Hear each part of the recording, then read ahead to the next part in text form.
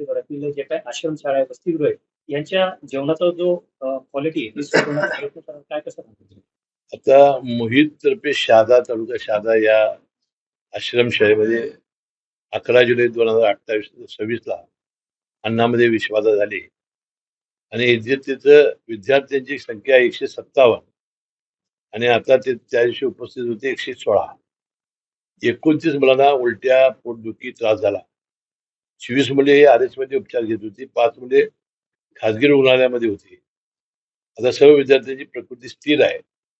भोजन पुरवठादार सुनील गिंदोडे व स्वयंपाकी राऊत यांच्यावर गुन्हा दाखल करण्यात आलेला आहे.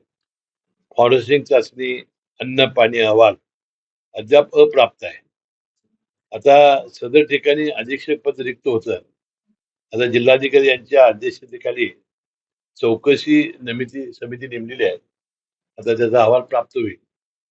परंतु वास्तविक अशा लहान मुलाच्या जीवनाचे खेळणं बरोबर नाही. आणि मी तुकाराम मुंडेंना सूचना केलेली आहे, जे अन्न औषधाचे प्रशासनाचे जे आयुक्त आहेत, की जिथं लोकांच्या जीवनाशी प्रश्न आहे, त्या सर्व जीवनावश्यक वस्तूच्या जिथं जिथं अशा संस्था आहेत तिथं पहिल्यांदा ते लक्ष घालावं. त्यांनी खरोखर एखादा व्यक्ती धाडसी आणि प्रामाणिक असला तर कसं करू शकतो, ज्यापर्यंत त्यांनी काम केलेलं आहे. 25% दुधामध्ये घट झालेली आहे. जे दूध जे येत होतं आज राज्यातून आपल्या मुंबईला वगैरे, त्यामध्ये 25% घट झालेली आहे. त्यामुळे आमच्या गोकुळात फार मागणी वाढलेली आहे दुधाला. तर मला म्हणायचं की बाबा पनीर आता दिसतच नाही. जे किती भेसळ करून लोकांच्या जीवनाशी खेळत होते, हा वास्तविक.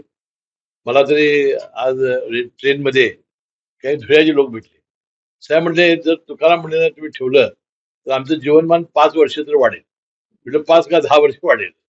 मला वाटतं की असं जर काही सगळ्याच अधिकाऱ्यांनी जर केलं तर निदान जीवनावश्यक वस्तूच्या बाबतीत असा प्रयोग होता कामा नये अशी दक्षता आपण घेतली पाहिजे. सर, एक